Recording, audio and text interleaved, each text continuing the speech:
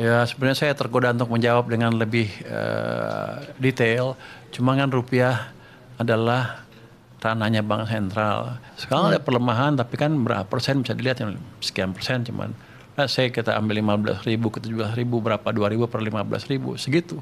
Ketika pertumbuhan ekonomi kuat, rupiah otomatis menguat. Biasanya orang berinvestasi di tempat yang pertumbuhannya bagus. Kenapa? Mungkin sekarang nggak terjadi. Kenapa? Banyak berita negatif seolah kita mau hancur, gitu kan. Orang takut. Jadi sentimen ya misalnya. Cuman fondasi kita kan bagus. Salah satu yang membuat rupiah melemah signifikan adalah investor asing keluar dari bond market kan. Lari keluar. 4 bulan terakhir itu yang keluar cukup banyak sehingga rupiahnya melemah 400 perak. Cukup banyak nggak sebetulnya? Enggak. Kalau kita lihat cuma 21 triliun rupiah. Tentunya kita akan berkoordinasi juga dengan bank sentral. Tapi jangan bilang Purbaya ngapain aja kalau rupiah melemah. Bukan kerjaan saya sebetulnya. Kita itu setiap wawancara selalu buka kesempatan kepada netizen untuk titip pertanyaan apa. Dan kemarin kita juga buka nih di semua akun sosmednya Liputan 6 mau nitip pertanyaan apa untuk Pak Purbaya. Nah itu tuh Pak. Ada pertanyaan netizen ya dalam waktu sekitar 12 jam ya. Itu masuk hampir 400 pertanyaan Pak. Oh, banyak juga ya. Yang paling banyak nanyanya kayaknya soal rupiah. Nih, saya bacain beberapa ya Pak ya. Yang pertama dari @marhusorjohita. Sebenarnya optimis Bapak membawa ekonomi Indonesia maju. Bagaimana kerjasama antara Kementerian Keuangan dengan pihak Bank Indonesia soal nilai rupiah ke angka 17.000. Apakah rupiah akan bisa ke level 12.000 lagi? Nah, sama ada satu lagi dari @Nurul Aini FG5RN.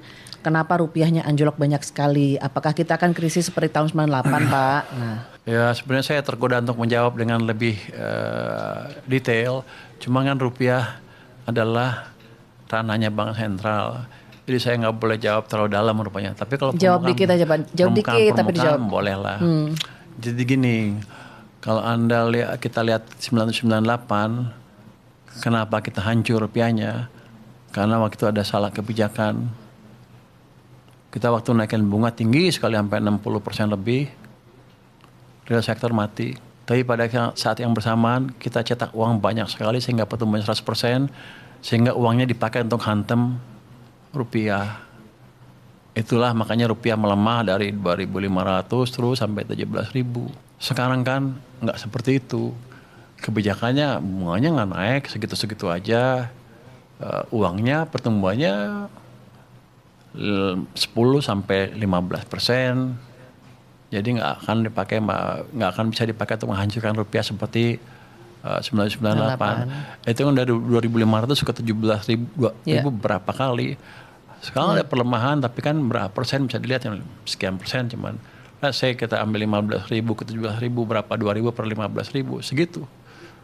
Ya, yang dilihat mungkin dilihat masyarakat umum itu jumlahnya aja Pak, karena sama. Mereka bilang kan 17.000 tinggi level psikologi. Cuman begini, harusnya ketika pertumbuhan ekonomi kuat, rupiah otomatis menguat. Kenapa? Biasanya orang berinvestasi di tempat yang pertumbuhannya bagus. Kenapa? Mungkin sekarang nggak terjadi. Kenapa? Banyak berita negatif seolah kita mau hancur, gitu kan. Orang takut. Jadi sentimen ya misalnya. Cuman fondasi kita kan bagus.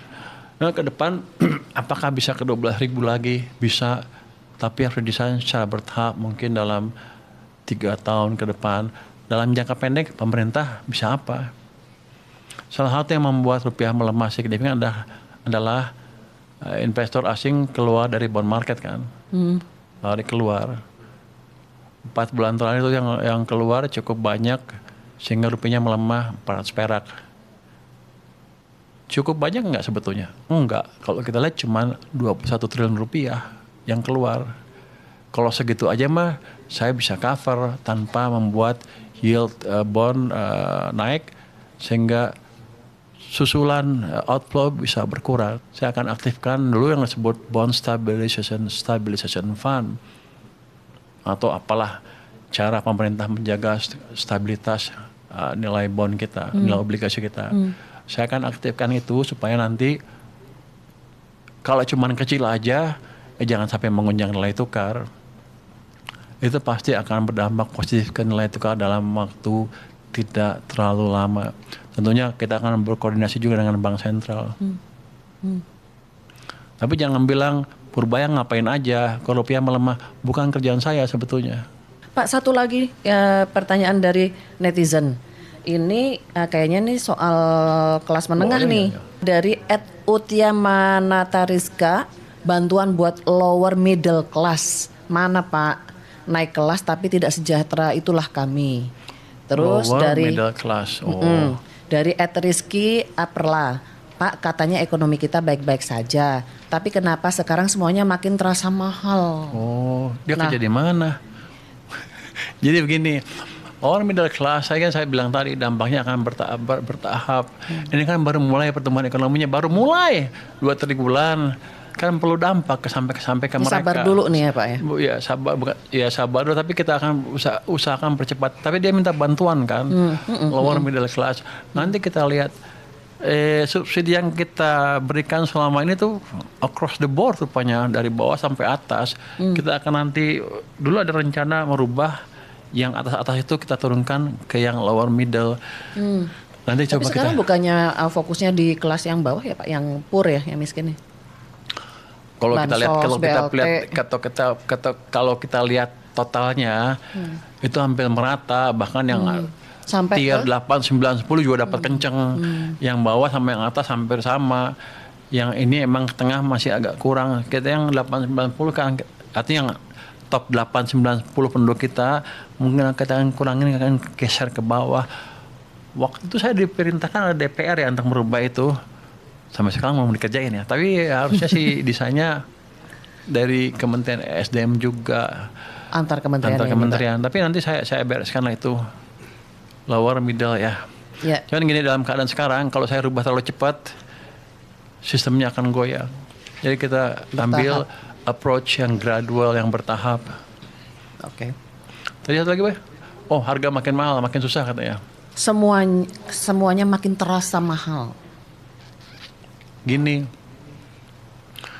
sama dengan perusahaan di suatu ekonomi yang tumbuh, kalau kompetisi, ada perusahaan baru, ada perusahaan yang jatuh karena kalah kompetisi.